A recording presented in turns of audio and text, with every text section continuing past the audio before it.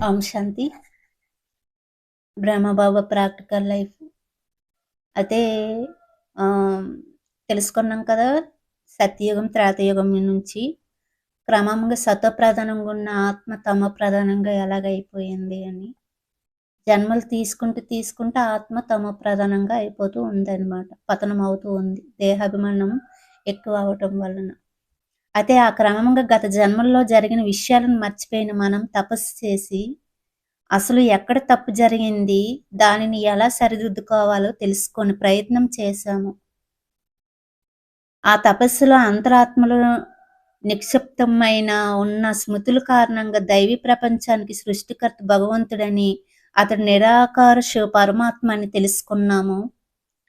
కనుక వారికి మందిరాలు కట్టి తిరిగి మన స్వర్గాన్ని స్థాపించమని వారిని ఈ భూమిపైకి ఆహ్వానించాము. కానీ అశరీరి అయిన పరమాత్మను పూజించడం చాలా కష్టం కదా! నిరాకార జ్యోతిర్లింగ స్వరూపాన్ని. అందుకే నిరాకారుని మందిరాలతో పాటు లక్ష్మీనారాయణ తర్వాత సీతారాముల మందిరాలను కూడా నిర్మించాము. అటు తర్వాత ఎంతమంది దేవతల మందిరాలను నిర్మించాము. సమయం గడుస్తున్న కొలది భక్తి విస్తారం పెరిగిపోయింది. ఇది రాగయుగము. ఇప్పటికీ ఇంతటి పతనం జరిగినప్పటికీ భారతదేశం ఎంత సంపన్న దేశంగా తోలతూగుతూ ఉంది. కానీ ఒకప్పుడు బంగారు యుగంలో ఉన్న దానితో పోలిస్తే ఇప్పుడు ఏమి లేనట్లని చెప్పవచ్చు.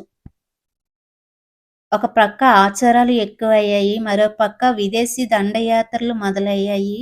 సన్యాసి ధర్మం సాంప్రదాయాలను, పవిత్రత విలువలను కాపాడుతూ వచ్చింది. పురాణాలు, శాస్త్రాలు మనిషి వ్యవహారం, ఆహారము సాత్వికంగా ఉంచుతూ ధ్యానం నేర్పిస్తూ వచ్చాయి.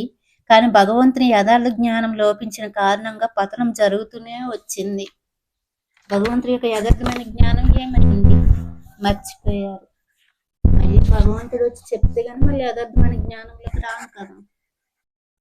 అయితే ఇప్పుడు ఇతరమైన గురించి ప్రపంచ నాటక రంగంలో ముఖ్య పాత్రను పోషించే సమయం ఇది. రాగయుగం చివరిలో జరిగిన వినాశనంలో భూమి ఖండాలుగా విడిపోయి అనేక తేగలు వృద్ధి చెందాయి. ప్రతి జాతి వారికి ఈ సృష్టి నాటక రహస్యం గురించి కొంత మాత్రమే తెలుసు. సముద్ర గర్భం నుండి ఉత్తర అమెరికా పుట్టుకొచ్చింది. మొట్టమొదట దూత అబ్రహం ఈ సమయంలోనే వచ్చారు. భారతవాసులు దేవతలను విగ్రహారాధన చేయడం చూసి అది తప్పు అని భావించేవారు. ఎందుకంటే ఒక్క భగవంతుడు మాత్రమే పూజింపబడాలి, మరెవరు కాదు అన్నది వారి అభిప్రాయం అన్నమాట. అందుకే తనకంటూ అనుకూలమైన స్థానం ఉండాలని అబ్రహం ఉత్తర దిశగా ప్రయాణించారు. అక్కడి నుంచి ఇస్లాం ధర్మాలు వెలువడ్డాయి. అబ్రహం నిరాకారుడైన పరమాత్మ మందిరం నిర్మించగా పిమ్మట అక్కడ మహమ్మద్ పూజలు జరిపాడు. అయితే కెనాన్ దేశంలో ఆధిపత్యాన్ని పొందాక అది వారి దేవతలను సంబోధించేవారు. కానీ ఇప్పుడు ఆ పదం యొక్క బహువచనంలోని అర్థం కేవలం ఒక భగవంతుని సంబోధిస్తుంది. అచ్చా. ఓం శాంతి.